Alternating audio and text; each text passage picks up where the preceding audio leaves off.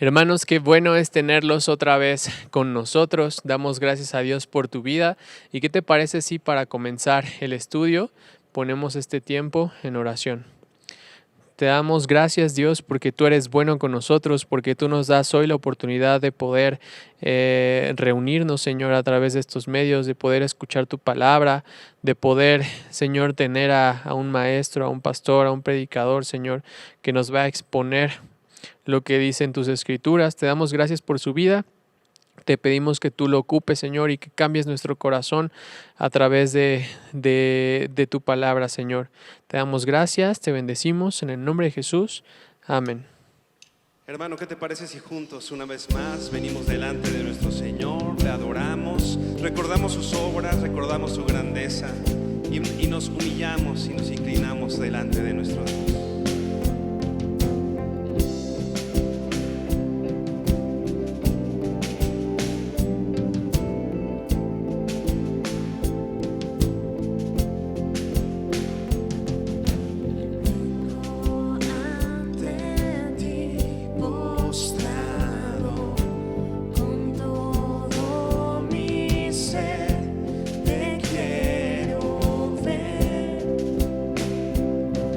Tú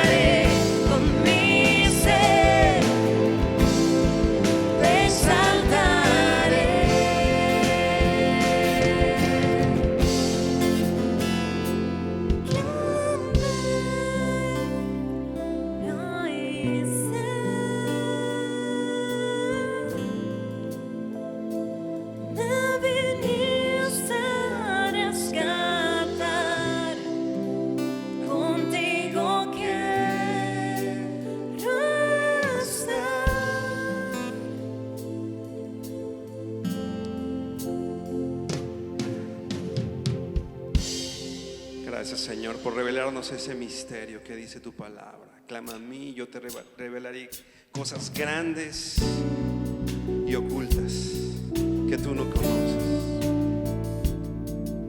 Y gracias a esa revelación de tu Hijo Jesucristo en nosotros, hoy queremos proclamar y hablar de ti, Señor.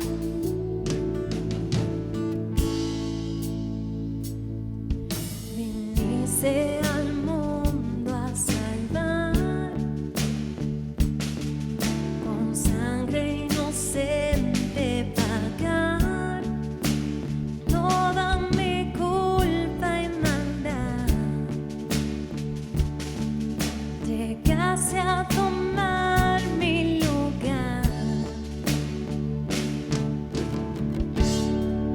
y mi corazón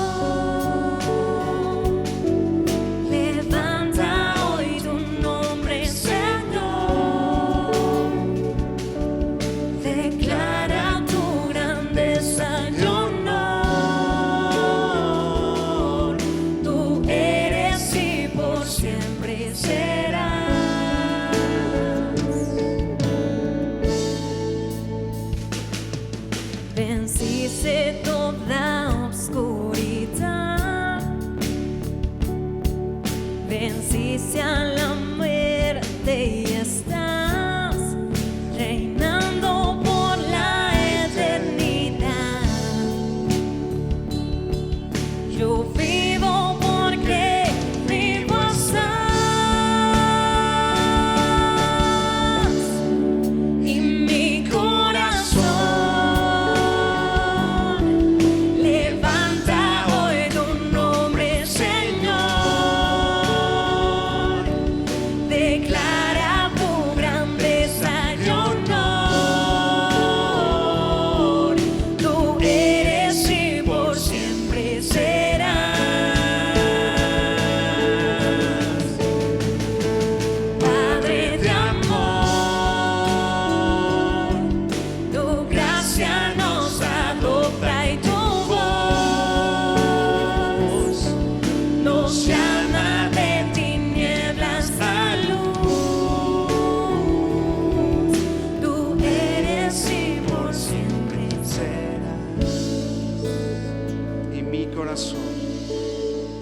y mi corazón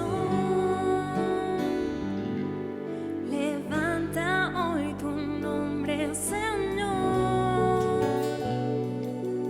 Declara tu grandeza y honor. Tú eres y por siempre serás.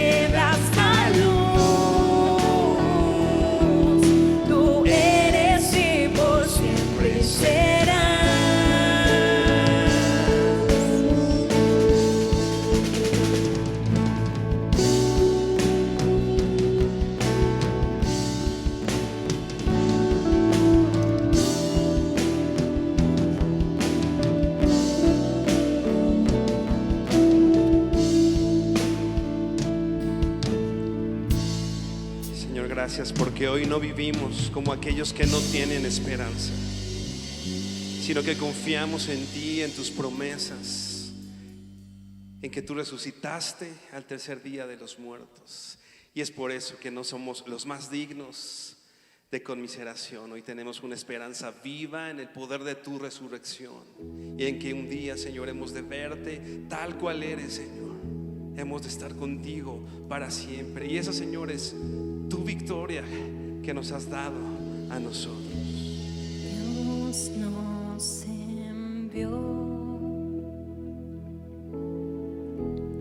a su Hijo Cristo. Él es amor, paz y perdón. Vivió y murió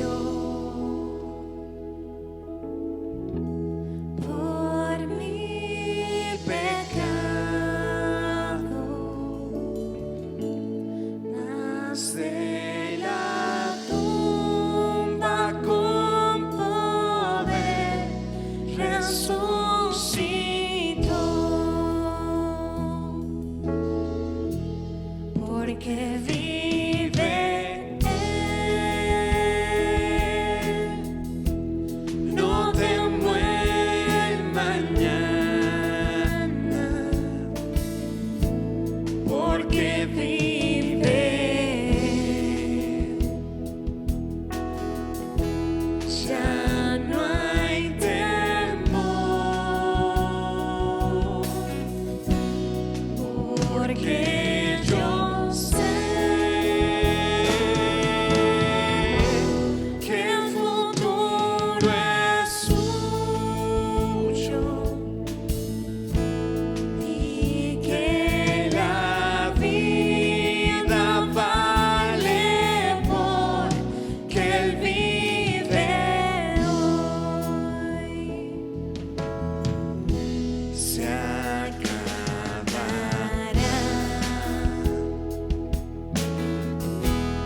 mi vida un día, enfrentaré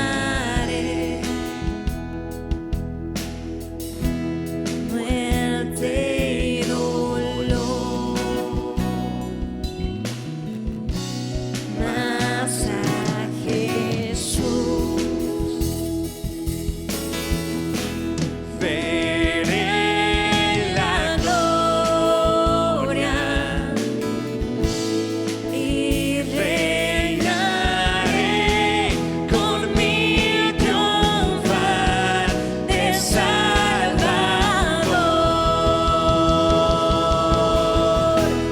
porque vive Él. No temo el mañana, porque vive Él. Ya no hay temor, porque yo sé que el futuro es suyo y que la vida vale porque Él vive hoy, porque vive Él. No temo el mañana, porque vive Él. Ya no hay temor, porque yo sé que el futuro es suyo y que la vida vale porque Él vive hoy y que la vida vale porque Él vive hoy.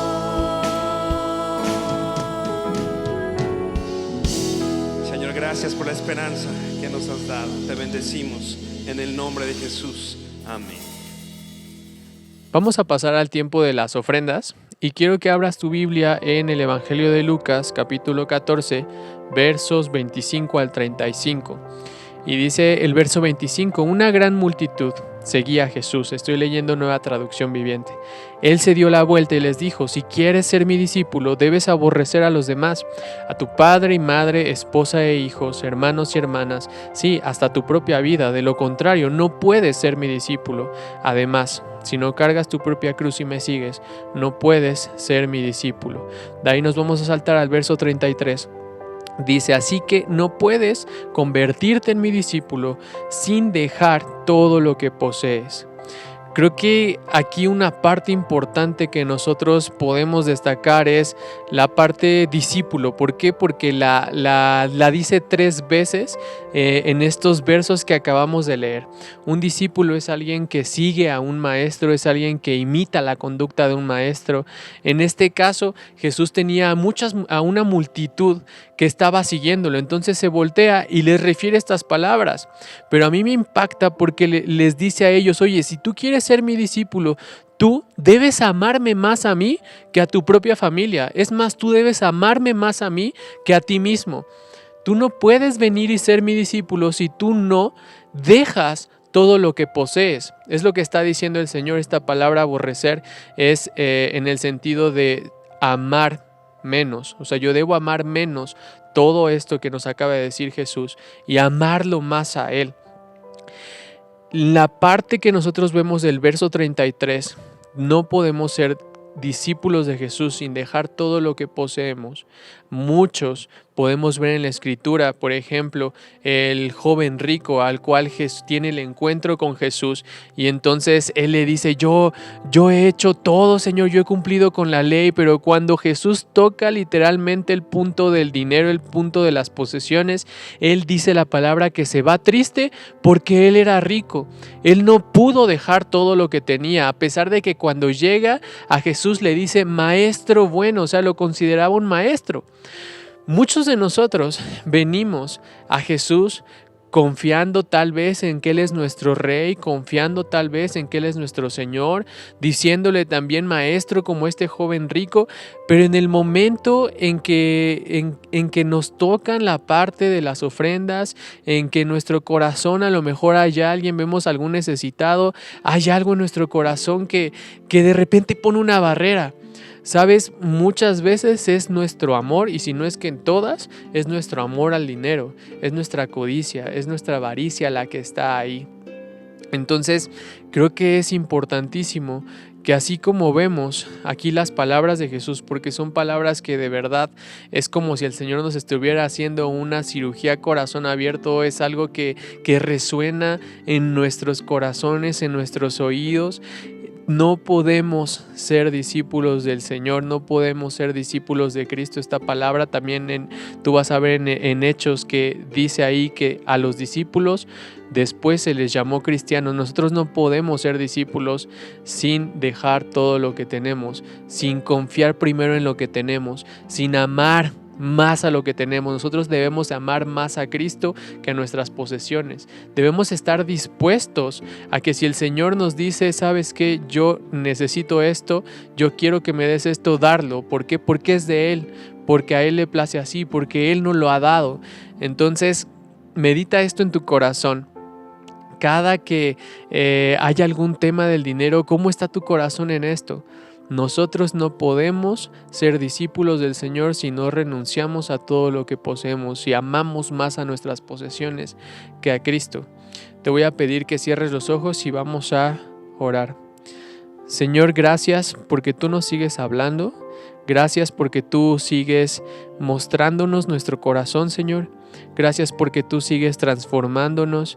Señor, el que tú nos muestres algo que hay en nuestro corazón no es con la intención de destruirnos, Señor, de apartarnos, sino es de transformarnos, de cambiarnos, de quitar eso que está podrido, Señor, para que tú puedas hacer algo nuevo en nosotros, Señor, para que tú puedas cambiarnos y conformarnos a la imagen de Cristo.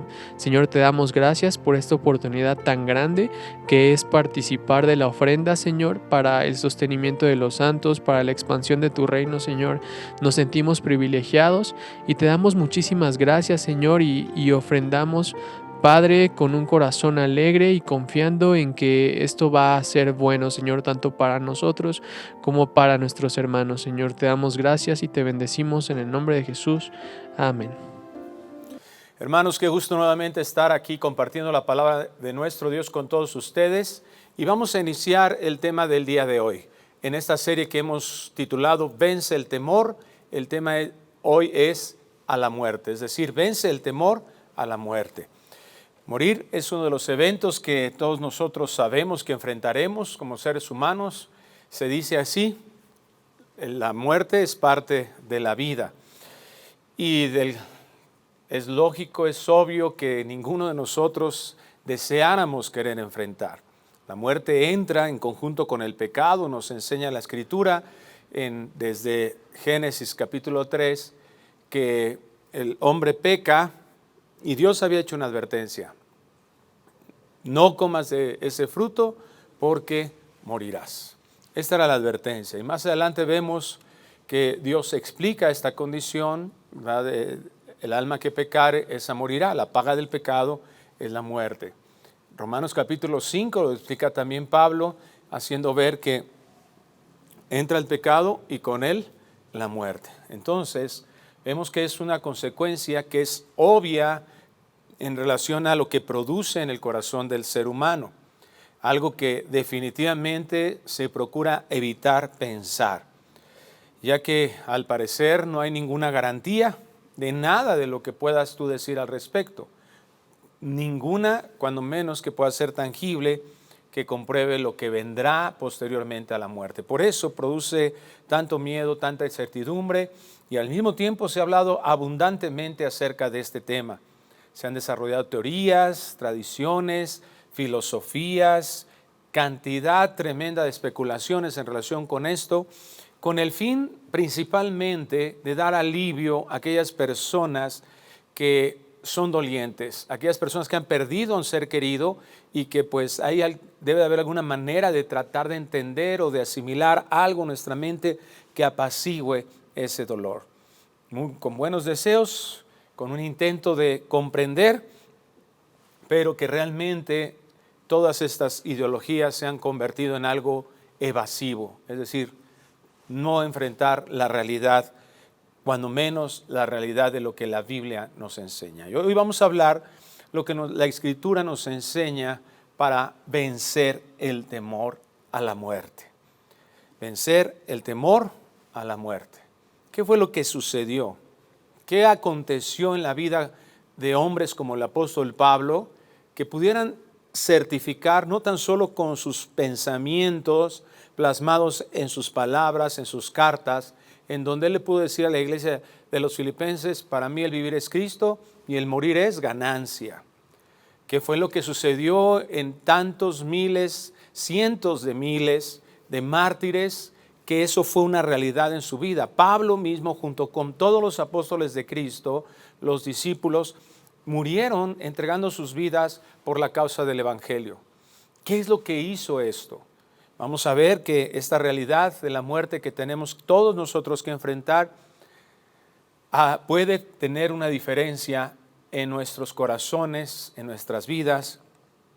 Y vamos a un ejemplo de una situación en donde los apóstoles, precisamente, antes de tener una regeneración, antes de que ellos fueran testigos de la resurrección de Cristo, antes de que ellos pudieran tener dentro, morando al Espíritu Santo, mira lo que aconteció. Vamos al Evangelio de Lucas, capítulo 8, versículo 22. Lucas 8, 22, dice así: aconteció un día que entró en una barca con sus discípulos y les dijo, está hablando de Cristo aquí el evangelista Lucas, pasemos al otro lado del lago, y partieron. Pero mientras navegaban, él se durmió, y se desencadenó una tempestad de viento en el lago, y se anegaban y peligraban. Y vinieron a él y le despertaron diciendo: Maestro, maestro, que perecemos. Despertando él, reprendió al viento y a las olas, y cesaron, y se hizo bonanza. Y les dijo: ¿dónde está vuestra fe? Y atemorizados se maravillaban y se decían unos a otros: ¿quién es este que aún a los vientos y a las aguas manda y le obedecen? Como ya mencioné, la muerte es un acontecimiento que todos sabemos que tendremos que atravesar. No existe un ser humano que no tenga que atravesar esto, que no haya tenido que atravesarlo. No hay poder en un ser humano para poder evadirlo. Y esto, como ya lo vimos en este ejemplo de los apóstoles de Cristo, provoca un miedo terrible en el corazón humano. Es algo que definitivamente vemos claramente que el hombre ha tratado de buscar algún tipo de alivio en su mente, ha tratado de buscar alguna cosa que pueda hacerle no pensar en eso. El miedo que provoca esto es algo terrible en el corazón, es un asunto que provoca claramente. Aquí vemos a los discípulos que estaban ahí y es impresionante esta escena que narra aquí el evangelista, y que lo narran en otras partes también otros evangelistas también de la Biblia, escritores de la Biblia, y que nos hacen ver que realmente la situación en la que ellos estaban involucrados en este instante era algo verdaderamente riesgoso, porque varios de esos hombres que estaban ahí en esa barca se dedicaban a la pesca, es decir, estaban acostumbrados a vivir acontecimientos difíciles dentro del agua, dentro del medio donde ellos desarrollaban sus actividades. Seguramente esta no era la primera vez que ellos enfrentaban una tormenta. Sin embargo, vemos que esto era realmente un riesgo terrible. Y vemos aquí, ¿verdad?, que el miedo siempre busca hacer esto. El miedo, como ya lo hemos comentado en otras ocasiones, inmoviliza. El miedo desvía la vista, la atención de las cosas importantes. Puedes estar tú haciendo alguna labor, pero si algún acontecimiento provoca miedo, atemoriza, inmediatamente eso cambia totalmente el interés, la atención. Ha sido una cuestión en que nuestra sociedad está sometida a demasiado miedo y vemos que todo cambia, las prioridades cambian. Ahora que hemos estado en meses de pandemia, nos damos cuenta que es muy evidente que la gente tiene mucho miedo a morir. Es tan evidente esto en las acciones, en las palabras. Las redes sociales están llenas de comentarios en donde todo el mundo trata de justificar su posición, pero es una realidad. Es la realidad evidente, es la realidad de estos apóstoles que se vieron. Dice que, imagínate el tipo de tormenta que había ahí, que la barca se anegaba, o sea, ya estaba haciendo agua. Y ellos realmente dijeron, no pasamos de aquí. De este día, de este momento, no pasamos. Pero repito, esto cambia la perspectiva de muchas personas. Personas que tal vez el día de hoy, en estos tiempos, estarían casándose, estarían haciendo un viaje, estarían buscando hacer un negocio y muchos de ellos están metidos en sus casas diciendo, no, yo no salgo, yo no me arriesgo, yo no voy a poner en riesgo mi vida de ninguna manera, yo no quiero morir. Hay personas que han caído terriblemente y las estadísticas están siendo alarmantes en relación a la cantidad de problemas que este encierro está provocando. Pero muchas de ellas están deprimidas, están desanimadas. Muchas personas han detenido sus labores. ¿Por qué menciono todo esto? Porque es la realidad de lo que el miedo provoca. Y por eso nosotros, como hijos de Dios, no podemos estar sometidos a esa misma circunstancia que el mundo y todas las personas están sometidas.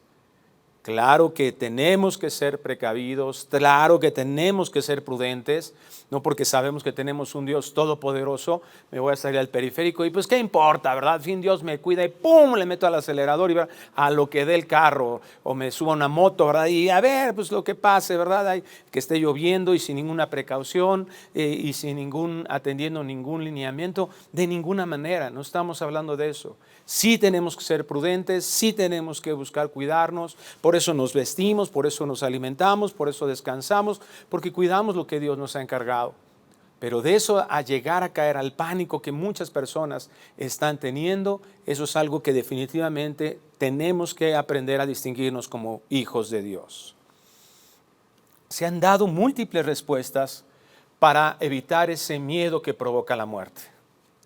La religión humana tiene fundamentalmente la respuesta a una vida mejor. ¿Qué dicen las religiones? Han hecho pensar que si tú tienes buenas acciones, si tú te portas bien, Si tú tienes una buena intención, vas a poder llegar al cielo. Cuando mueras aquí, vas a ir a un lugar muchísimo mejor de lo que estamos aquí. Todo basado, y esto es la característica de la religión, todo basado, o la religión humana, todo basado en el esfuerzo personal, en cómo te comportes. Si el hombre es malo, en muy subjetivas perspectivas y niveles, porque esta es la diferencia que existe en todas las religiones. Unas dicen, no, esto sí es malo, no, esto es más malo, esto no es tan malo. Y ese es el grande conflicto en el que estamos. Miles de religiones, miles de ideologías, miles de interpretaciones que hacen ver que si tú eres suficientemente malo, no vas a llegar al cielo. Vas a ir al infierno. Fundamentalmente eso es lo que plantea la religión.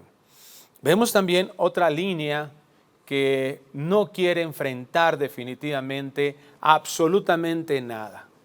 El ateísmo, el secularismo, es decir, aquellos que dicen, no, aquí vive lo que tienes que vivir aquí en la tierra, porque después de esto no hay nada. Busca vivir todo lo que puedas. ¿Te das cuenta cómo estamos muy influenciados por este secularismo? Porque la gente realmente no tiene ninguna esperanza, por eso tienen tanto miedo a morir. Pues si tengo que algo que disfrutar, va a ser aquí en la tierra. Por eso hay personas que, influenciadas por esto, desean también partir, porque es demasiado sufrimiento, ya que se detenga.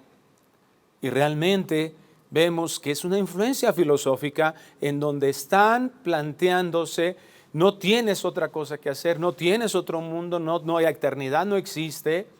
El materialismo también lo propone de esta manera, todo se acaba aquí. Todo es en función de lo que vemos, de lo que sentimos, de lo que podemos percibir, de lo que gustamos, de lo que olemos. Todo es aquí.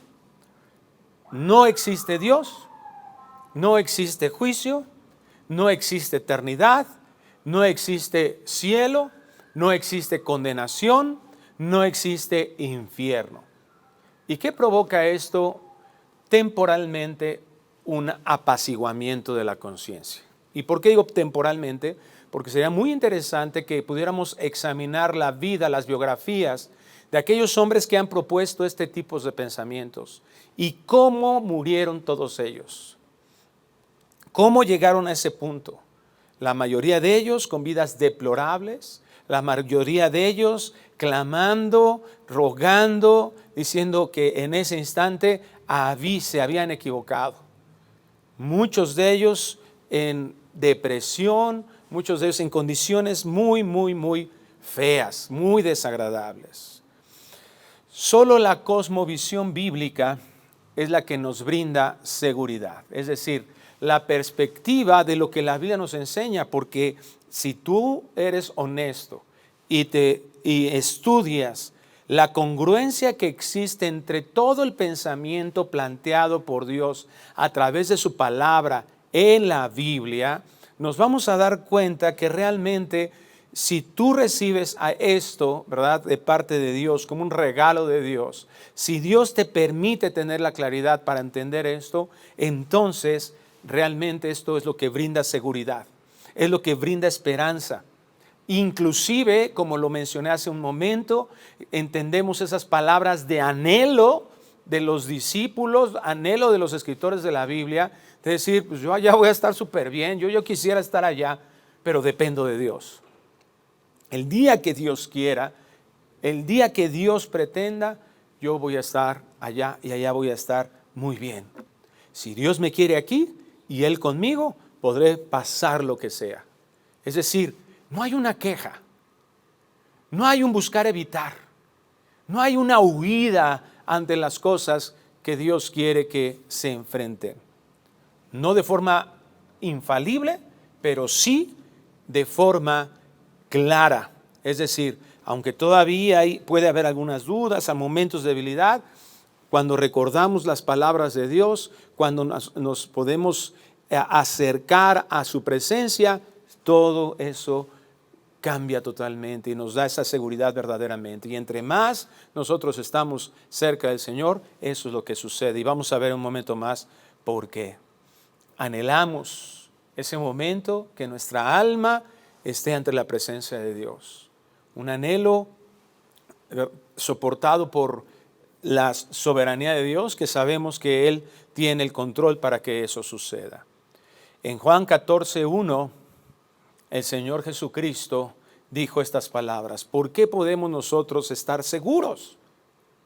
¿Por qué podemos nosotros tener esta seguridad, esta esperanza? Dice aquí Juan 14:1, no se turbe vuestro corazón. ¿Creéis en Dios? Creed también en mí. En la casa de mi Padre muchas moradas hay. Si así no fuera, yo os lo hubiera dicho. Voy pues a preparar lugar para vosotros. Si me fuere y os prepararé el lugar, vendré otra vez y os tomaré a mí mismo, para que donde yo estoy, vosotros también estéis. Cristo claramente está exponiendo que viene cerca ya su partida de esta tierra. Está hablando de que realmente no todo termina aquí, no todo termina cuando nosotros morimos. Y no existen palabras semejantes de ningún hombre, ni registradas en ningún libro. No existe algo que pueda realmente tener la seguridad de lo que Cristo y de la forma en que Cristo lo expone en este momento. Nos está diciendo, hay una eternidad, hay un futuro. No todo se termina aquí. Yo voy a preparar las moradas. ¿Para quiénes? Para quien yo he escogido amar, y voy a estar con ellos por toda la eternidad. Y algunos pueden decir al escuchar esto, bueno, pues sí, son palabras como las otras filosofías, como las otras ideas, palabras como todo lo que se ha desarrollado. Puedes compararlo de forma intelectual hasta este momento. Pero la realidad es que sí hay algo que selló la seguridad de estas palabras. En 1 Corintios capítulo 15, versículo 3, el apóstol Pablo habla acerca del Evangelio, pero hace un tratado ahí en esta porción de la carta a los Corintios acerca de un tema muy importante, acerca de Cristo, o de la vida de Cristo, o más bien de su resurrección. Esto es impactante y ahorita voy a explicar por qué. Pero ¿qué es lo que realmente le da la fuerza a las palabras de Cristo en que nos está diciendo, tranquilos, no estés turbado, no dejes llevarte por la tristeza, el enojo y muchísimo menos por el miedo? Pon tu fe en mí, pon tu fe en lo que ves en mí, en lo que yo estoy haciendo, en mis pensamientos, y lo que decía hace un momento, esa congruencia que existe desde Génesis hasta Apocalipsis, perfecta en toda la Biblia. Casi 40 autores en donde en diferentes etapas, diferentes niveles sociales, económicos, diferentes tipos de cultura, ¿verdad? De nivel académico de estos autores, y todos congruentes en su mensaje. ¿Por qué? Porque es Dios, dice 2 Timoteo 3:16, que es Dios el que expuso esto a sus corazones. Es Dios el que los inspiró. Es Dios el que les dijo lo que tenían que hablar. Y eso es lo único que podríamos pensar para que hubiese esta congruencia perfecta en estos escritos. Vemos aquí que la resurrección entonces de Cristo, porque Cristo murió como todos los hombres, y esto tenía propósito en Dios. Tenía que ser para pagar el precio de nuestro pecado, pero al tercer día resucitó como ningún otro, el único. Y si alguien puede decir, bueno, pero pues es que creer en la resurrección, fíjate lo que dice Pablo en estas palabras, es impresionante. Dice 1 Corintios 15:3, porque primeramente os he enseñado lo que asimismo recibí, que Cristo murió por nuestros pecados conforme a las Escrituras, que fue sepultado y que resucitó al tercer día conforme a las Escrituras. Fíjate, primer punto importantísimo. Cristo no resucitó, dijeron, wow, qué padre, ¿no? Nos impresionó que resucitó Cristo. No. ¿Qué es lo que sucedió en la resurrección de Cristo? Se estaba cumpliendo algo que ya estaba dicho por Dios. Cientos de años antes, ya se había, desde 600 años y muchos antes, se había ya dicho, Dios había dado a sus profetas las cosas que iban a acontecer en Cristo. Y por eso lo dice así, resucitó el tercer día conforme a las Escrituras. O sea, eso ya estaba previsto, ya estaba planeado por Dios, ya era algo que tenía que acontecer, que tenía que suceder y que Dios, ¿verdad?, lo había plasmado ahí, en un escrito que históricamente está comprobable. Pero fíjate, no se queda ahí solamente Pablo, esta es una joya, ¿verdad? Lo que está escribiendo aquí es algo hermoso. Dice el versículo 5, y que apareció a Cefas y después a los 12. O sea, nada más fue una idea de alguien en donde pues, resucitó Cristo. Y normalmente, ¿qué es lo que sucede cuando nos dan una noticia así muy, muy impresionante? Como si yo te dijera, oye, el dólar ya está a la par del peso. ¿Qué significa eso, pastor? Bueno, ahorita el dólar cuesta 20 pesos, ¿verdad? Este es el tipo de cambio. Y que estuviera a la par quiere decir que el dólar ahora cuesta 1 peso. ¿Qué me dirías yo que te diera esa noticia? Oye, ¿qué crees? El dólar está a la par del peso. O sea, tú vas a pagar por cada dólar 1 peso. ¿Qué? A ver, ¿cómo? ¿Pero cómo es eso posible? Porque toda mi vida, tengo 50 años y durante 50 años yo lo único que he escuchado es que han pasado las cosas al revés. Que el dólar siempre es el que se ha evaluado más, ¿verdad? Y toda mi vida ha sucedido eso. Bueno, al punto en que hace algunas décadas se tuvieron que quitar 3 ceros para que no fuera tan impactante este tipo de cambio, bueno, entre otras cosas, ¿verdad? Pero así ha sucedido, o sea, es una devaluación del peso y contra el dólar, precisamente como referencia. Que sucediera eso, que yo te diera una noticia así, me digas, a ver, ¿cómo? ¿No? ¿Estás loco? O sea, ¿qué es el Día de los Inocentes? ¿Me estás bromeando? ¿Qué sentido tiene, qué sentido tiene ese chiste? No le encuentro nada. No, de veras. Y me dirás, pues ¿dónde lo viste? ¿Quién lo dice? ¿Cómo lo dice? ¿Verdad? Igual manera aquí, por supuesto, hablar de la resurrección, nadie había resucitado de la manera que Cristo. Cristo resucita y Dios en su misericordia, después de dejar sus profecías, deja testigos vivos. Apareció a Cefas y después a los 12, y alguien puede haber pensado, de hecho hay algunos que así opinan, sin entender lo que realmente el método legal, ¿qué significa eso? El método para comprobar una historia antigua. No tenemos nosotros manera de reproducir esas acciones. Es absurdo que alguien diga, bueno, es que no se puede repetir esas acciones, entonces no hay manera de comprobarlo. No, ninguna forma, no existe el método científico para comprobar la historia. Existe un método que se llama legal, donde se tienen argumentos al respecto. Y esto es lo que está haciendo Pablo en este instante. Algunos han llegado a pensar, bueno, pero pues es que los 12 les convenía. ¿Qué les convino? Ninguno de ellos se hizo más rico después de avalar esta noticia. Ellos tuvieron que invertir todos sus recursos, dejaron sus familias, murieron, dieron sus vidas por esta causa, por lo que habían sido testigos. Eso cambió su perspectiva de todas las cosas. ¿Te acuerdas? Lo vimos en Lucas 8. Perecemos, y ahora no le tenían miedo a la muerte. Algo sucede, y esto es lo que narra Pablo aquí. Y fíjate que sigue diciendo 1 Corintios 15:6. Después apareció a más de 500 hermanos a la vez, de los cuales muchos viven aún y otros ya duermen. 500 testigos. ¿Qué está diciendo Pablo aquí? O sea, mira, está Cefas, están los 12, no te basta 500.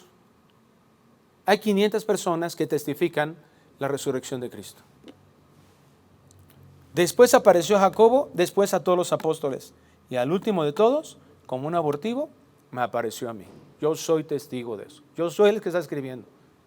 Yo puedo decir, Cristo vive. Yo puedo decir, Cristo resucitó. Cristo es real. Cristo es algo que verdaderamente, pero dejó esto, ¿verdad? La seguridad de de estas palabras, entonces, de estas palabras de Cristo, de yo voy a ir a preparar un lugar, fueron selladas con la certeza de que todas las profecías se cumplieron al pie de la letra, y aún más, lo que impacta, y por eso Pablo dice, si Cristo no resucitó, vana es nuestra fe. En otros, viéndolo desde el lado contrario, es ahí se sostiene nuestra fe. Las palabras de Cristo fueron reales, sólidas, debido a que Él resucitó. Cristo las avala venciendo a la muerte, resucitando. Y vemos este cambio en los apóstoles. Dice ahí, ¿verdad?, que ellos, en Lucas 8:22, que vamos a volver a leer, este cambio, ¿verdad?, es trascendental en la vida de ellos y debe de ser la de nosotros. Dice así Lucas 8:22, aconteció un día que entró en una barca a sus discípulos y les digo, pasemos al otro lado del lago, y partieron. Entonces, tú puedes tener tus dudas al respecto. Tú puedes decir, es que no se me quita el miedo. No. La primera pregunta al respecto, si tú sigues teniendo un miedo a la muerte, es ¿quién está en tu barca? Aquí Cristo se sube con sus discípulos y va con ellos. ¿Quién está en tu barca? ¿Qué significa esta pregunta? ¿Realmente es el Espíritu Santo quien está morando en ti? ¿Realmente tú estás unido a Cristo? ¿A qué me refiero con esto? Que cuando una persona nace de nuevo, cuando una persona es regenerada, dice la Biblia, 1 Corintios 6:17, el que se une al Señor, un espíritu es con Él. Es decir, cuando nosotros creemos realmente que Jesucristo es nuestro Señor y Salvador, estamos ahora unidos a Cristo, caminamos juntos. Cristo está en nuestra barca. Huid de la fornicación, cualquier otro pecado que el hombre cometa está fuera del cuerpo, mas el que fornica contra su propio cuerpo peca. Versículo 19, 1 Corintios 6:19. ¿O ignoráis que vuestro cuerpo es el templo del Espíritu Santo, el cual está en vosotros? Caminar con Cristo, ¿verdad? Y esto es algo que cuando sucede en nuestras vidas, cuando el Señor nos regala la salvación, es algo permanente, inquebrantable. No es un ir y venir, no es que te unes a Cristo y después, ya después te separas, no es que entra el Espíritu Santo, mora en ti y después se va. No, es algo permanente, es lo que dice el Señor. Romanos 15 dice, los dones del Señor son irrevocables y el llamado de Dios de igual manera. ¿Quién es el que ganó esta salvación, esta reconciliación? Cristo. ¿Quién la provee? Dios. ¿De qué manera nosotros ganamos eso? De ninguna, es por gracia, una fe que nos fue regalada. Entonces, ¿qué mérito tendríamos nosotros para poder ganarla? Nada. ¿Qué mérito podríamos tener para poder perderla? Ninguno. Isaías capítulo 35, versículo 8 dice así.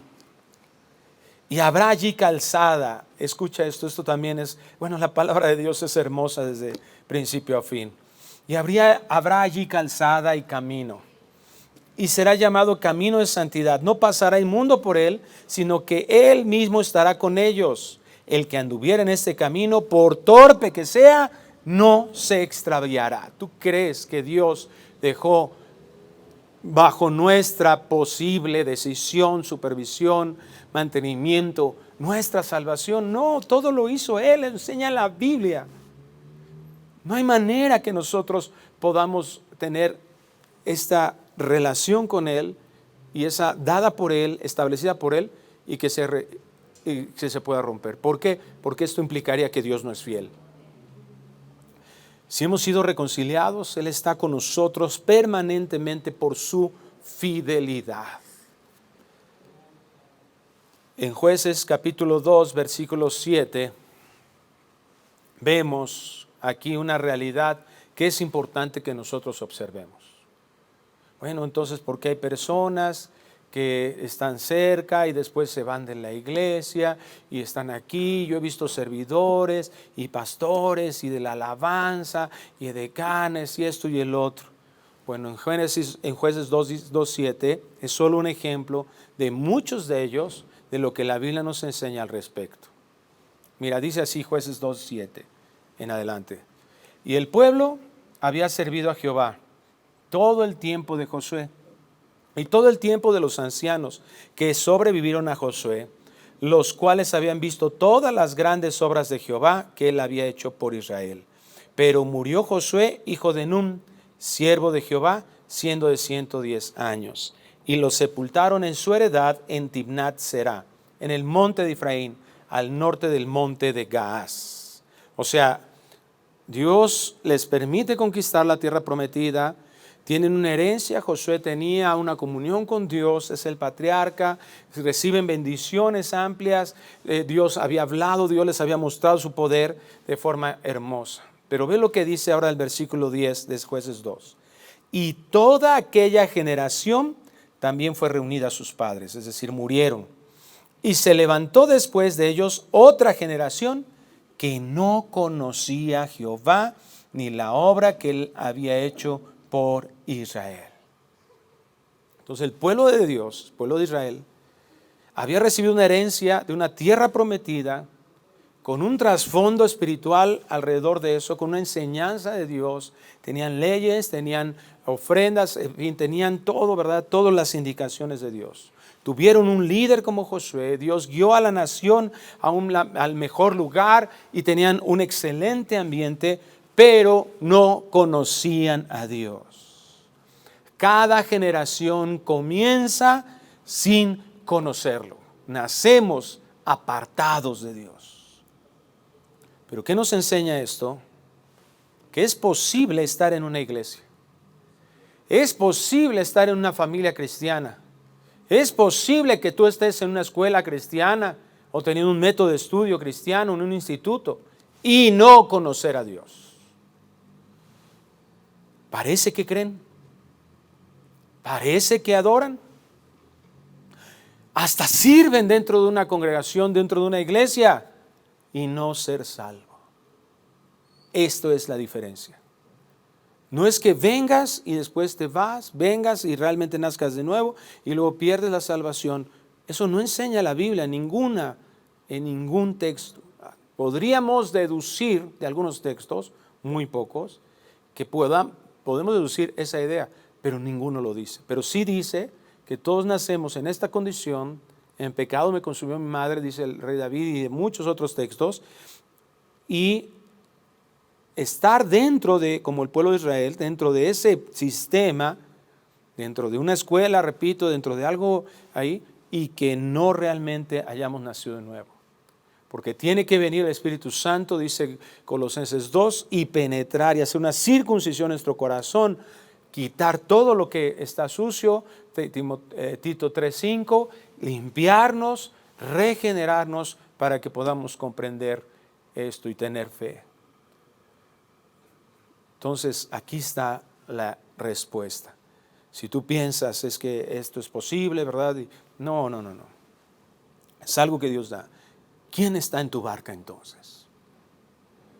¿Quién está en esa barca? Porque puedes estar en un sistema donde el ambiente es propicio, pero tú no conocer a Dios y que ni Dios te conozca. Ese es el problema, ese es el asunto importante. No se trata si tú realmente piensas que tú tienes a Dios en tu vida. Si conoces de Dios, el asunto es si Dios te conoce a ti. La Escritura, el Señor Jesucristo decía estas palabras y les mostraba al pueblo de Israel en el momento que caminó aquí en la tierra. Y ponía este ejemplo, ¿verdad? Que al final de los tiempos vendrá el Señor y ¿qué les decía? Aquellos que pensaban que porque profetizaban, porque sacaban demonios, porque estaban en una iglesia. Fíjate qué tipo de asuntos estos hombres veían o hacían o aparentemente hacían. Es confuso, claro. Por eso tantas filosofías dentro de la iglesia tratando de resolver. Pero ¿qué les dice ahí? Nunca os conocí. ¿Quién está en tu barca?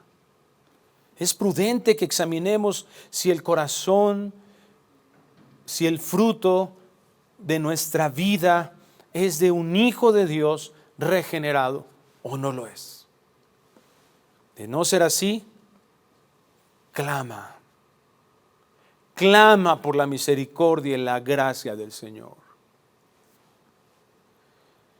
Dice aquí, él subió a la barca con ellos, pero mientras navegaban, él se durmió. Y se desencadenó una tempestad de viento en el lago, y se anegaban y peligraban. Y vinieron a él y le despertaron diciendo, Maestro, Maestro, que perecemos.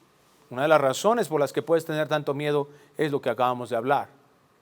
Si Cristo no está en tu barca, vas a tener miedo a morir. Sí o sí. Tarde o temprano. Te puedes hacer el valentón. No, yo sé que Dios, yo sé, ¿verdad? Y tratar de apaciguar tu conciencia. Pero si tú no estás viendo un fruto, de verdad, sé honesto. Porque no estamos hablando de un tema sencillo. No estamos hablando de morir de COVID. Y eso es grave. Pero estamos hablando de tu eternidad. Examina vuestras vidas, decía el apóstol Pablo. Si no está Cristo, no estás unido a Cristo, esa es la razón por la que tienes tanto miedo. Ahora, si realmente puedes distinguir que estás en la barca con el Señor, es decir, que estás unido a Cristo, que el Espíritu Santo está dentro de ti y debes andar en temor de todas maneras, sí es una realidad. Aún siendo hijos de Dios y andando con el Señor, se puede estar cayendo en un miedo a la muerte. Las tormentas, los riesgos, los conflictos, los problemas, las enfermedades, las angustias, prueban la fe. Y Dios lo está permitiendo en su iglesia el día de hoy.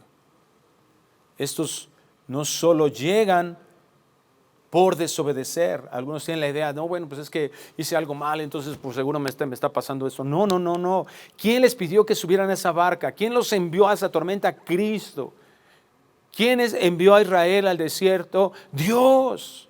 El Dios soberano, el Dios que dice, tú vas a estar aquí, yo te voy a enviar aquí. Dice el Salmo 66 que Dios es el Señor el que nos sumerge, ¿verdad?, a la prueba y pasan caballos sobre nosotros y lo permite. ¿Quién? Dios. ¿Quién envió a Cristo al desierto para ser tentado? El Espíritu Santo. No nos equivoquemos, Dios tiene el control de todas las cosas. No siempre, ¿verdad? Seguramente hay cosas que Dios quiere limpiar en tu vida en un proceso de problemática o de situación o de este riesgo. Pero ahí, yo tienes que darte cuenta que si Dios nos está metiendo en esta situación, ahí en esta pandemia, en estas circunstancias, en ese desempleo, en esa enfermedad, en ese conflicto matrimonial, en ese conflicto familiar, Dios está probando nuestra fe. ¿Cuál es la respuesta? ¿Qué fe? O si realmente existe esa fe, o si existe esa fe, ¿qué estamos haciendo con ella? Ciertamente Dios no espera que seamos inmunes a la adversidad, pero Dios quiere que aprendamos a enfrentarla, aprendamos a afrontarla. El miedo al peligro de morir nos hace olvidar con quién andamos y cómo dirigirnos a Él. En Marcos capítulo 4, versículo 38, como les decía al principio, se narra también esta historia. Marcos también la narra. Y dice, fíjate lo que dice, y él estaba en la popa durmiendo sobre un cabezal, y le despertaron y le dijeron, Maestro, ¿no tienes cuidado que perecemos? Cristo ya les había dicho a ellos, ya les había enseñado cuál era la razón por la que estaba aquí en la tierra. Cristo ya les había mostrado cuál era el propósito. Pero el miedo nos llega a dominar gracias a que nos olvidamos que Él tiene el control del universo y que Él nos ha dado tantas promesas de la protección que nos ha brindado. No creer a su palabra, y se olvida muchas veces lo que ya hemos escuchado.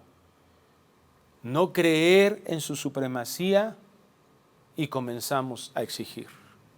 Porque eso es lo que implican esas palabras. No tienes cuidado que perecemos. O sea, ya muévete. ¿Cómo puede ser posible? ¿Por qué? Porque no estamos creyendo en Él. Porque no estamos poniendo nuestra fe en sus promesas. Ahora, en medio de toda esta situación que podemos reconocer algo bueno en los discípulos, recurrieron a Él. O sea, no está bien que tengamos miedo. Porque en la medida que nosotros permitimos al miedo dominar nuestras vidas, es porque no le estamos creyendo a Dios. Es decir, el miedo y la fe son inversamente proporcionales. Si tú tienes miedo, y tu miedo te está dominando, es porque no le estás creyendo a Dios. Cuando nosotros comenzamos a acrecentar nuestra fe, ¿y de qué manera acrecentamos nuestra fe? En principio, a través del conocimiento de Dios. ¿Y cómo obtenemos ese conocimiento? En su palabra y en la realidad. Es decir, yo veo en su palabra y veo que Dios es verdadero en su palabra, y eso, mi fe, es lo que se incrementa. Por eso, mis hermanos, no basta por las misericordias de Dios, no basta con que tú pienses que conocer a Dios es ir un domingo a la iglesia y a escuchar una predicación donde a veces hasta te estás durmiendo. No estamos conscientes, pero no queremos ver nuestra realidad. Empezamos a decir, bueno, pues es que todo el mundo tiene miedo. Pues todo el mundo tiene miedo. Es normal tener miedo porque somos hombres, somos mujeres, ¿verdad? Todos somos sujetos al miedo. Pues, ¿quién no va a tener miedo a la muerte? Pues es normal tener miedo a la muerte. ¡No! Que no y que no. Porque la Biblia lo dice que no. Porque Pablo, o sea, que Pablo, que era extraterrestre, era alguien superior, era un hombre de carne y hueso igual que tú y yo, que pudo decir con toda firmeza esas palabras y lo demostró en su vida, porque entregó su vida a eso. Esteban, cientos de miles de mártires. Estamos viviendo en un momento en el que creemos que nuestra hermenéutica nos defiende a nuestra forma superficial y vana de vivir un cristianismo. El miedo nos domina porque nos olvidamos quién es Él y que Él es el que tiene el control del universo, y que si somos verdaderamente hijos de Dios, estamos unidos a Él. Él está en la barca. Ve la respuesta de Cristo. No les dijo, sí, hijitos, yo entiendo que tengan miedo. Todos los hombres tienen miedo, los entiendo, comprendo. No. Despertando Él, reprendió al viento y a las olas, y cesaron, y se hizo bonanza. Dios tiene misericordia. Y aun cuando hay cosas que se tienen que corregir, Dios obra con misericordia. Dios no dejó a Israel sin agua a pesar de la dureza del corazón de Moisés. Háblale a la roca. La segunda vez, ¿verdad? Que iba a salir agua de la roca. La primera le dijo, golpéalo. La segunda le dijo, háblale. Va y le golpea. Y dice que la golpeó 2 veces. Seguramente, ¿verdad? Está implicando, golpea, no salió agua. La vuelve a golpear, sale agua. Bueno, pues como Dios tiene misericordia de nosotros, y las cosas funcionan, la gente se convierte en la iglesia, estamos creciendo, vamos bien, ¿verdad? No estamos tan mal, no me he muerto de COVID, estamos teniendo ingreso, vamos bien, ¿no? Sale agua. No nos confundamos, es la misericordia de Dios, pero eso no implica que no haya algo que corregirse. Cristo detiene las olas, detiene los vientos, se hace bonanza, pero voltea y les dice, ¿dónde está vuestra fe?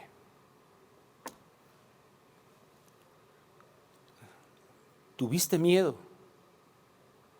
Si tuviste miedo, ¿dónde está vuestra fe? Cristo les había mostrado su poder, les había demostrado quién era Él, y su fe no existía. Qué impresionante la manifestación de este poder, qué imponente sobre la fuerza indómita del mar. Acabamos de ver cuántos huracanes, destruyendo ciudades, derribando todo, llevándose la corriente del agua, todo, destruyendo pueblos enteros, quitándole el patrimonio a cantidad de gente. Pero cuando Dios dice, te detienes, te reprendo viento, estate quieto, detente como el aire, no te muevas mar, todo le obedece, excepto nosotros. Es impresionante el daño que el pecado ha hecho a la vida del hombre. ¿Dónde está vuestra fe? Y salieron de un miedo para entrar a un temor. Y atemorizados se maravillaban y se decían unos a otros, ¿quién es este? Que aún los vientos y las aguas manda y le obedecen. Es contrastante este miedo con la fe. Iguala al miedo con la fe, la falta de fe. La realidad es que no confiamos en Dios para enfrentar crisis, para enfrentar la muerte. Hermanos, hermanas, con mucho cariño, recordemos las promesas de Dios. Recordemos lo que Él ha dicho, porque Él es fiel para cumplirlas. Dios tiene el poder para cuidarnos. Dios tiene el poder para sustentarnos. Y Él ha dicho que todo lo que nosotros vivimos será usado para su gloria y para nuestro bienestar. ¿Tienes miedo de la muerte? ¿Por qué? En Job 14:5 dice, ciertamente sus días están determinados y el número de sus meses está cerca de ti, los pusiste límites de los cuales no pasará. ¿Quién tiene el día en que nosotros vamos a nacer aquí en esta tierra? Dios. ¿Quién tiene el día, el límite hasta donde? Mira, hagas lo que hagas, párate de cabeza, haz lo que quieras. Hechos 17:26, y de una sangre ha hecho todo el linaje de los hombres para que habiten sobre toda la faz de la tierra y los ha prefijado el orden de los tiempos y los límites de su habitación. Cuando Dios dice, te vienes a casa, te vienes a casa. Por más que estés, hablé con unos hermanos hace unos días, nos estuvimos guardando, nuestros hijos tenían que salir a trabajar en una reunión, se contagian con otros, vienen, nos tienen contagios y tuvimos un grande conflicto con nuestra salud. Pero Dios quiso que todavía siguiera aquí. Su hijo le decía, tú te vas a morir, papá, cuando Dios diga. Así debe de ser. Amén. Ni COVID, ni COVID, ni piedras, ni rayos, ni centellas, ni hambre, ni nada nos podrá separar del amor de Cristo, del amor de Dios que es en Cristo Jesús. Ya no tengamos, ya no cedamos a esos pensamientos. Deja de estar escuchando, de ser necesario, tanta cochinada en las noticias, en las redes sociales, tantas mentiras, mentiras abiertas, mentiras terribles. Qué impresionante que la gente está esperando una vacuna que después ya no se va a querer poner. Qué duro, pero es así. Hermano, tú y yo tenemos la posibilidad en Dios de vencer el miedo a la muerte. Si nosotros nos sumergimos a su palabra, ¿cuánto tiempo estás dedicando a tantas cosas superficiales en tu vida y estás dejando a un lado el estudio de la palabra de Dios? Estando seguros que nuestra vida está determinada y que Dios ha prometido que está ya esperándonos al tiempo que Él lo ha determinado, estaremos primeramente con nuestra alma, si antes no viene el Señor, estaremos con nuestra alma de Él para venir a una resurrección y después de eso regresar a un milenio, después de una guerra aquí, a un milenio, un tiempo en donde estaremos allá en la presencia de Dios, donde no habrá dolor, donde no va a haber hambre, donde no va a haber angustias, donde no va a haber tristeza, no va a haber llanto, no va a haber más que gozo, sustento pleno, cercanía, porque somos los redimidos del Señor. Estamos en sus manos. Seamos victoriosos al miedo, a la muerte. Padre, permite que tu palabra encuentre una tierra buena, que dé mucho fruto. Que si algunos de nosotros nos ha impactado algún acontecimiento a tal grado que nos ha llevado a tener miedo a morir, recuérdanos lo que tú has dicho, recuérdanos lo que tú has hecho. Permítenos, Señor, ser un testimonio en esta tierra de que somos hijos tuyos y que estamos seguros en tus manos. Tú tienes el control de todo, nuestra vida. Tu palabra dice, Señor, que tú tienes contados hasta el número de cabellos que tenemos. Tienes el control de todo. Eres Dios. Y gracias porque tú hiciste lo necesario para que seas nuestro Dios. Eres nuestro Padre, nuestro papito amado que tiene cuidado de nosotros. Señor, queremos nosotros corresponder a ese amor, corresponder a ese cuidado, confiando en ti. Qué ofensivo es que nosotros dudemos de ti, no te creamos. Señor, danos esa fe, ayúdanos en nuestra incredulidad y permite, Señor, que nuestra vida, Señor, refleje esa seguridad con los cercanos y con los lejanos. Que la gente pueda mirarnos y decir, Dios, ciertamente Jehová está con ellos. Estaremos alegres. Te agradecemos por este momento, Señor. Bendice a mis hermanos que están escuchando esta predicación y permite que nuestra voz y nuestra vida sea de impacto en este mundo para tu gloria. Te lo pedimos en el nombre precioso de Cristo Jesús. Amén y amén. Que Dios les bendiga, hermanos. Les mandamos un fuerte abrazo. Que el Señor siga estando con ustedes. Vida Nueva para el Mundo se sostiene y propaga el mensaje de salvación